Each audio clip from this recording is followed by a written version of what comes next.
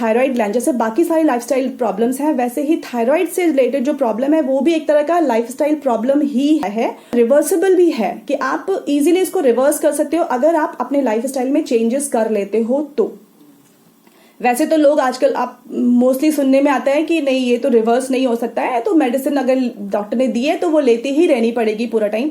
But क्योंकि ये एक लाइफस्टाइल प्रॉब्लम है, तो लाइफस्टाइल प्रॉब्लम है मतलब ये किसी ना किसी लाइफस्टाइल इशू की वजह से, हमारा लाइफस्टाइल में जो प्रॉब्लम थी उसकी वजह से ये आई है। तो अगर हम अपने लाइफस्टाइल को करेक्ट करते हैं, अपना जो खान पान है और बाकी चीजों को सुधारते हैं, करेक्ट करते हैं, तो ये पॉसिबिलिटी है कि हम इसको रिवर्स कर सकते हैं।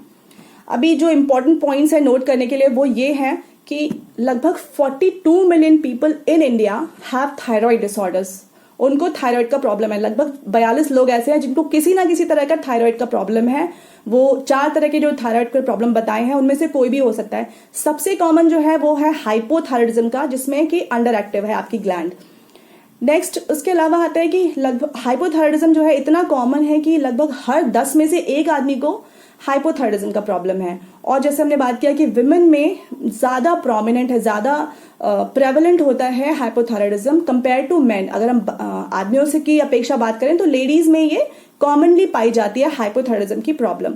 लगभग 5% जनरल पॉपुलेशन को थायराइड का प्रॉब्लम है और 5% ऐसे लोग हैं जिनको पता ही नहीं है। उनके केस में तो वो अनडायग्नोज, उनको पता ही नहीं है कि उनको थायराइड का प्रॉब्लम है, क्योंकि इतने सिम्टम्स इतने कॉमन है कि उनको पता ही नहीं चलता है।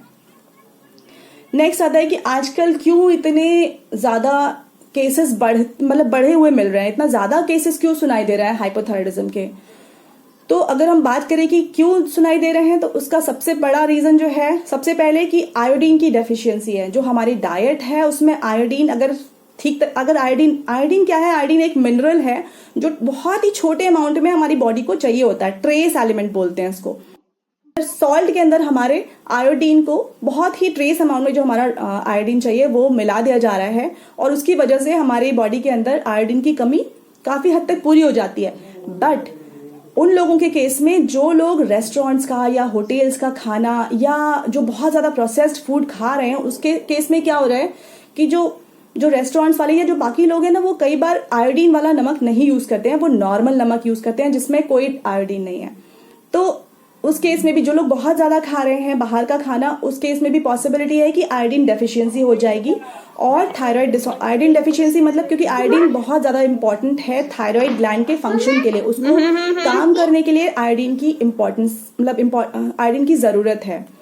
नेक्स्ट अगर बात करें कि इंडिया के अंदर अभी जो केसेस बढ़ते हुए नजर आ रहे हैं, उसका बहुत बड़ा रीजन ये है कि पीपल आर गेटिंग अवेयर, मतलब वो बहुत अभी काफी अवेयरनेस बढ़ गई है हेल्थ के लिए, अपनी अवेयरनेस बढ़ गई है।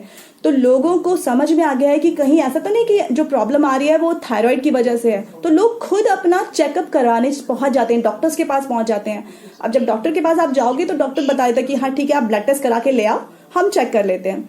तो इसलिए जब अवेयरनेस बढ़ गई है डिजीज को लेके कि पता चल गया है कि हाँ थायराइड नाम की कोई प्रॉब्लम होती है, तो लोग अपना चेकअप कराते हैं और उनको पता चल जाता है। और ये भी रीजन है कि अभी हमें बहुत सारे केसेस, नए केसेस सुनने में आते रहते हैं यूजुअली, क्योंकि ज्यादातर लोग जो शहरों में रह रहे हैं उन्हें पता है कि हाँ ऐसी कोई प्रॉब्लम होती है। तो एक ये हो गई। उसके अलावा स्ट्रेस का कंडीशन होता है कि बहुत ज्यादा स्ट्रेस अगर है तो भी स्ट्रेस जो है वो आपका थायराइड ग्लैंड को अफेक्ट करती है और जो थायराइड हार्मोन का जो रिलीज है वो मतलब अफेक्ट होता है, कहीं ना कहीं अंडर एक्टिव हो जाती है आपकी ग्लैंड। उसके अलावा अगर हम गायनेक्स की बात करें, जो हमारे गायनेकोलॉजिस्ट हैं डॉक्टर्स, वो उनके अकॉर्डिंग क्या है, जो प्रेग्नेंट लेडीज हैं स्पेसिफिकली जो रिप्रोडक्टिव एज में है 25 ईयर्स से लेके 45 ईयर्स के बीच में जो लेडीज हैं उनमें स्ट्रेस का लेवल बहुत हाई है। और प्लस उनकी जो लाइफस्टाइल हैबिट्स हैं वो इतनी अलग सी हो गई हैं, उसकी वजह से कहीं ना कहीं जो थायराइड ग्लैंड है वो अंडर एक्टिव हो गई है और थायराइड हार्मोन का रिलीज ठीक से नहीं होता है और उसकी वजह से जो थायराइड का प्रॉब्लम्स हैं वो नजर आते हैं, स्पेशली हाइपोथायराइडिज्म। और उसके अलावा स्टडीज ये भी सजेस्ट करती हैं कि विमेन मोस्टली ज्यादा टेंड होती है, जैसे मैंने बात किया अभी, लगभग 5 से 8 गुना ज्यादा चांसेस होते हैं विमेन में थायराइड से रिलेटेड प्रॉब्लम्स के या थायराइड इम्बैलेंस होने के। उसके अलावा अगर हम बात करें कि न्यूट्रिशनल डेफिशिएंसी भी होती है, जैसे आजकल का जो खाना है वो इस तरह का है, डाइट हमारा डाइटरी पैटर्न इस तरह का है कि उसमें कहीं ना कहीं न्यूट्रिशन है वो मिसिंग है। तो हम कार्ब्स खा रहे हैं ज्यादा से ज्यादा, हमारे जो खाना है उसके अंदर प्रोटीन मिसिंग है, उसके अंदर मिनरल्स मिसिंग है, उसके अंदर जो इंपॉर्टेंट विटामिन्स हैं वो मिसिंग है। तो न्यूट्रिशनल जो डेफिशिएंसी है, स्पेसिफिकली अगर हम आयोडीन या सेलेनियम या आयरन जो ट्रेस अमाउंट में हमारी बॉडी को चाहिए पर चाहिए तो वो अगर मिसिंग है तो उसकी वजह से भी थायराइड की प्रॉब्लम्स हो सकती है। Plus consumption of processed food हम बहुत ज्यादा खाने लगे, जैसे अभी सर भी बहुत बार ये चीज मेंशन करते हैं कि जो जीवित चीजें हैं उनको खाओ आप, मतलब कच्ची चीजों को ज्यादा खाने को प्रेफर करो। अगर आपको कोई प्रॉब्लम है तो अलग बात है, अदरवाइज आपका अगर पेट साथ दे रहा है, आपका डाइजेस्टिव सिस्टम अच्छा है, तो आप प्रेफर करो कि आप जो कच्ची चीजें हैं लाइक सैलेड है या आपके फ्रूट्स हैं उनको आप अगर खाते हो तो आपको बहुत ज्यादा जो है प्रॉब्लम नहीं आती है, किसी भी तरह की लाइफस्टाइल प्रॉब्लम से आप बचे रहते हो, प्रिवेंशन होता है।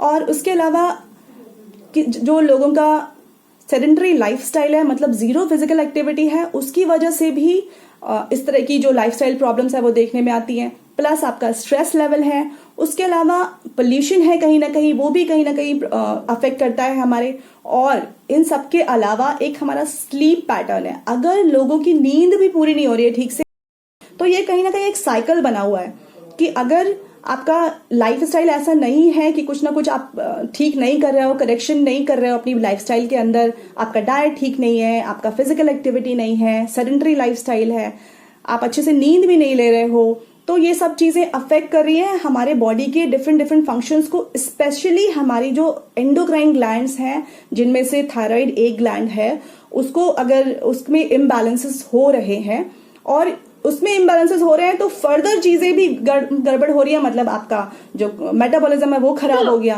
आपका स्लीप खराब हो गया, मतलब ठीक से सो नहीं पा रहे हो, आपका जो फिजिकल एक्टिविटी है वो आप नहीं कर पाओगे ठीक से। तो ये सब एक तरह से साइकिल है, जुड़ा हुआ है। तो आप एक चीज करेक्ट करोगे तो सारी चीजें करेक्ट हो जाएंगी अपने आप। So it is very important कि हमारे अपने डाइट को, हम अपने लाइफस्टाइल को करेक्ट करें और हम अपने स्लीप पैटर्न को करेक्ट करें, अपने न्यूट्रिशन को पूरी तरह से लें।